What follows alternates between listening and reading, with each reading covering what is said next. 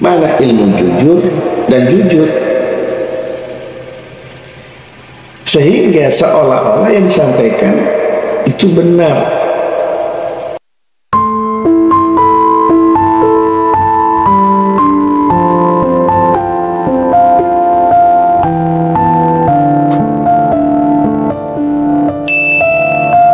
Assalamualaikum warahmatullahi wabarakatuh. Alhamdulillahirabbil alamin. Assalatu wassalamu ala samsul mursalin wa qamarin nabiyyin wa sidratil muntahal arifin sayyidina wa maulana Muhammadin wa ala alihi wa sahbihi ajma'in. Amma ba'du, ilahi anta nasudi wa ridhaka matlubi atini mahabbataka wa ma'rifataka wa atini ma'aka abada. Saudara kaum muslimin rahimakumullah, puji syukur kita haturkan kepada Allah Subhanahu wa taala dengan ucapan alhamdulillahilladzi faddalana ala katsirin min ibadihil mu'minin, di mana pada kesempatan ini kita masih ada umur dan kesehatan. Semoga umur kita dan kesehatan kita menjadi umur yang barokah dan juga kesehatan yang barokah. Kedua kalinya salawat beserta salam Allah semoga Allah melimpahkan kepada baginda Rasul Muhammadin sallallahu alaihi wasallam. Saudaraku kaum muslimin rahimakumullah, kita sering mendengarkan ceramah agama, majelis taklim, di mana banyak kiai ustadz itu selalu mengajarkan, menyerukan kita harus takwa, kita harus ikhlas ketika beramal, dan juga kita sudah sering mendengarkan sholat itu harus khusyuk, harus jujur. Cuman yang jadi pertanyaannya adalah apakah yang disampaikan terkait harus takwa, harus khusyuk waktu sholat, harus ikhlas waktu beramal, harus jujur ketika berbuat atau mendapatkan amanah, kira-kira itu hal yang gampang atau sulit? Jawabannya adalah ketika disampaikan kayaknya mudah.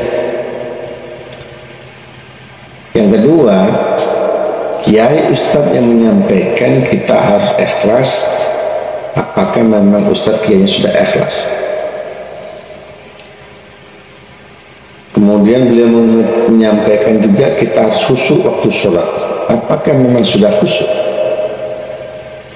Kita harus jujur, apakah memang sudah jujur? Nah, ini kadang-kadang seolah-olah hal yang seperti ini menyerukan kalimat ikhlas, menyerukan kalimat khusyuk, menyerukan kalimat takwa, menyerukan kalimat jujur, seolah-olah yang menyampaikan ini sudah ikhlas. Kalau sudah ikhlas, alhamdulillah. Sudah khusyuk, alhamdulillah. Sudah jujur, alhamdulillah. Tapi apakah bisa kita menyampaikan sesuatu kalau kita sendiri ini belum bisa menjalankan? Maka di dalam Al-Quran dosa besar orang yang bisa menyampaikan tapi belum bisa menjalankan ini. Justru yang disampaikan dengan kalimat ikhlas, khusyuk, takwa, jujur, ini yang hakikat.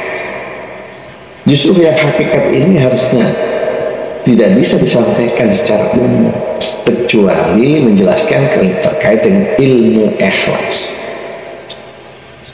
ilmu khusyuk, ilmu jujur, ilmu takwa. Di mana itu ilmu ikhlas? Ilmu ikhlas di otak. tata cara. Tapi apakah memang letaknya khusyuk itu di situ? Tidak. Apakah tempatnya ikhlas itu di otak? Tidak. Apakah tempatnya otak itu di otak? Takwa itu? Tidak. Apakah kejujuran itu di otak? Tidak. Semua yang disampaikan harus ada kalimat ilmu. Tapi kalau yang disampaikan dengan kalimat harus ikhlas, harus jujur, harus khusyuk, ini hakikat. Ikhlas itu hakikat, jujur itu hakikat, takwa itu hakikat, jujur itu hakikat.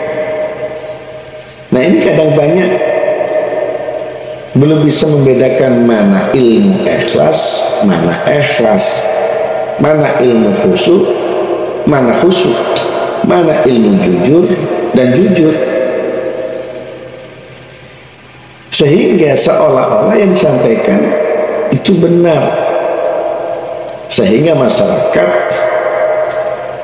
menelan mentah-mentah seolah-olah dengan mengikuti kajian taklim, majelis taklim, mendapatkan ilmu ikhlas dia sudah bisa praktek ikhlas. Tidak bisa. Ilmunya bisa, tapi prakteknya lewat mana? Letak ikhlas itu di hati, bukan di otak. Letak khusyuk itu di hati, bukan di otak. Letak takwa itu di hati, bukan di otak. Letak jujur itu di hati, bukan di otak. Makanya orang yang sudah punya ilmu ikhlas di otak harus dicarikan guru supaya hatinya ikhlas. Yang sudah mendapatkan ilmu jujur di otak harus dicarikan guru supaya mendapatkan kejujuran. Di mana kejujuran? Di hati. Yang sudah mendapatkan ilmu khusyuk di otak harus dicarikan guru supaya hatinya khusyuk ketika sholat. Yang sudah mendapatkan ilmu takwa di otak harus dicarikan guru supaya hatinya takwa, jiwanya takwa kepada Allah Subhanahu wa taala. Jadi di sini maka orang ditekankan sama Allah apa? Berguru. Kemana bergurunya? Kembali ke Quran. Tanya. Jadi kemana tanyanya? Kita mencari konsepnya, rumusnya di Al-Quran. Alif lam mim dzalikal kitabul la raiba fihi hudal lil muttaqin. Ini Quran alif lam mim hanya Allah yang tahu, semua tidak ada yang tahu. Ini Al-Quran tidak ada keraguan bagi siapa? Bagi yang takwa. Dan Al-Quran itu petunjuknya orang yang takwa, dan orang yang takwa itu mau belajar. Mau belajarnya di mana? Bukan di buku. Yang tadinya mendapatkan informasi terkait ilmu takwa, dicarikan guru bagaimana hatinya, jiwanya bertakwa kepada Allah. Yang tadinya mendapatkan informasi ilmu khusyuk harusnya dicarikan guru supaya bagaimana ketika suatu bisa khusyuk. Kemana caranya? Kembali ke konsep, metode, teori di Al-Quran. Al-Qurannya sebagai petunjuknya, tapi bukan Quran itu sebagai petunjuk yang menunjukkan, bukan. Carilah orang yang sebagaimana di Quran sudah dikutip, dijelaskan, fas'alu ahla dzikri, tanyakan. Fas'alu kata perintah, fi'il amr, wajib. Jadi mencari guru, bertanyalah soal zikir ini jika kamu tidak paham. Jadi bertanya bukan di Al-Quran, bertanya kepada orang yang sudah paham Al-Quran. Ini kan yang banyak orang Quran yang dibaca tapi tidak mau mendalami isinya Al-Quran.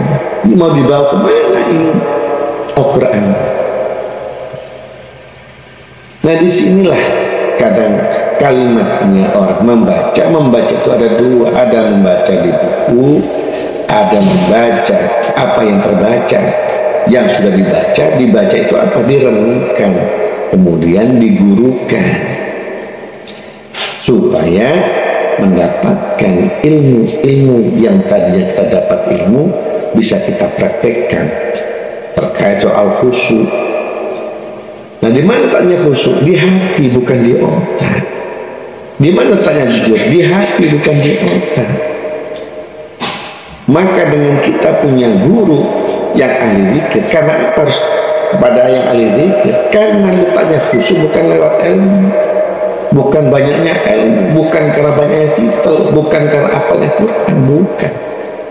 Kekhusyuan itu di hati. Nah, supaya kita bisa khusyuk, mencarilah guru rohani yang bisa mengkhusyukkan hati kita. Apa? Ingat Allah.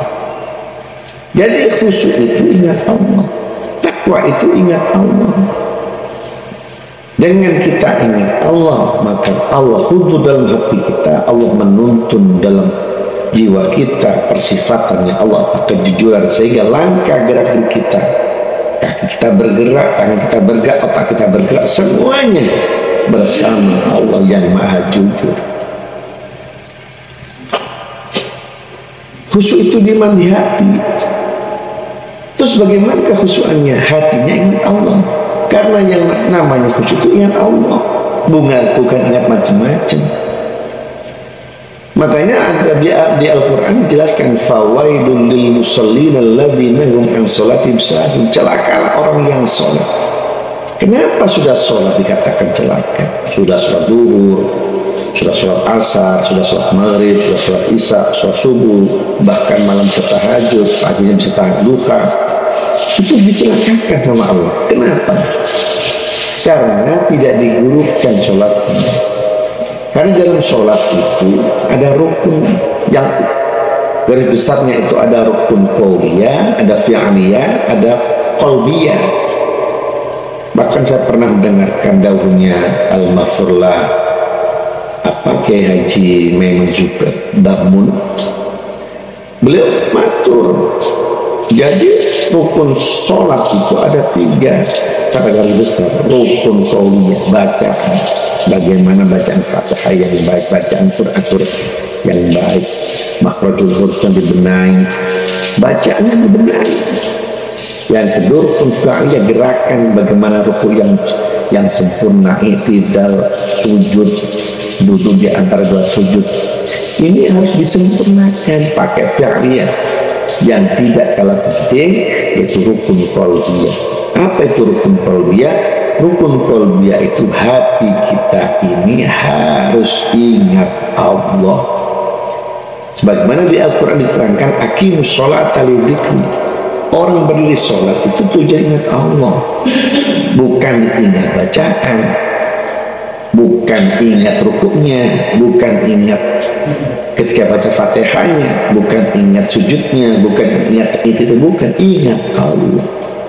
Perintahnya memang disuruh ruku, warka'u ma'ar-raki'in, sujud wasjudu ma'as-sajidin. Memang perintahnya, tapi tujuan kemana? Hatinya harus ingat Allah. Karena ingat Allah itu khusyuk. Selama tidak ingat Allah nggak bisa khusyuk.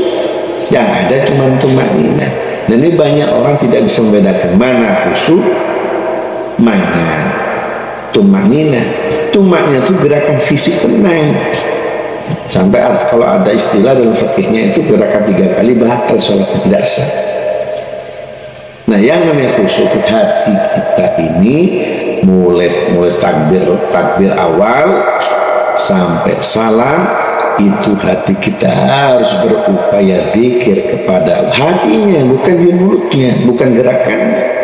Kalau kita ini hanya fokus pada gerakan, maka kita akhirnya fanatik, sehingga seolah-olah gerakan itu membuat kita khusyuk. Ketika kita tidak sama dengan yang lain, seolah kita lebih baik dibanding yang lain. Jadi khusyuk itu di mana siapapun golongannya, hati wajib ingat Allah. Selama hati kita tidak ingat Allah, seperti jam dinding tidak bergerak, jam dinding jarumnya tidak bergerak, mati. Begitu juga orang sholat, hatinya tidak bergerak, tidak berzikir kepada Allah, itu ada orang yang belum sholat tapi masih olahraga sholat.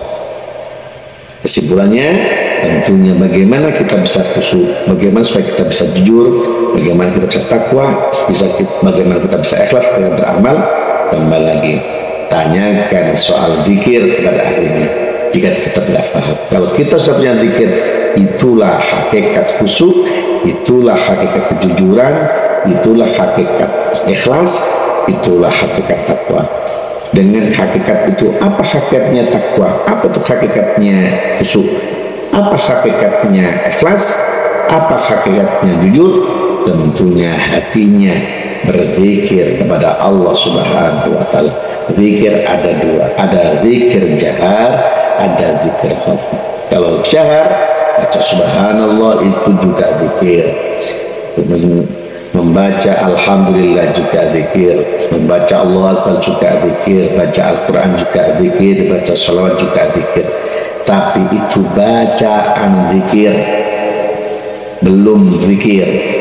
Di situ sampai ditekankan afdalu dzikri fa'lam annahu la ilaha illallah. Afdalnya zikir itu mengucapkan kalimat la ilaha illallah. Jadi semuanya kalau dikatakan zikir, tapi ada yang afdal yaitu kalimat la ilaha illallah. Yang kedua zikir khafi. Zikir khafi itu di mana? Bukan di mulut. Zikir khafi, zikir yang tersembunyi, zikir yang samar, bukan di mulut tapi di hati kita. Mulai duduk kita, berdiri, berjalan kemanapun, sampai kita berbaring ke kamar mandi, kemanapun hati kita harus selalu ingat Allah. Jadi zikir tidak bisa disamakan semuanya. Jadi ada zikir di mulut, ada zikir di hati. Nah, ini banyak masyarakat yang belum paham zikir apa dia dalam hati itu. Makanya kita tekankan hanya kepada ahlinya jika kita belum paham. Semoga ini bisa bermanfaat buat kita semuanya. Assalamualaikum warahmatullahi wabarakatuh.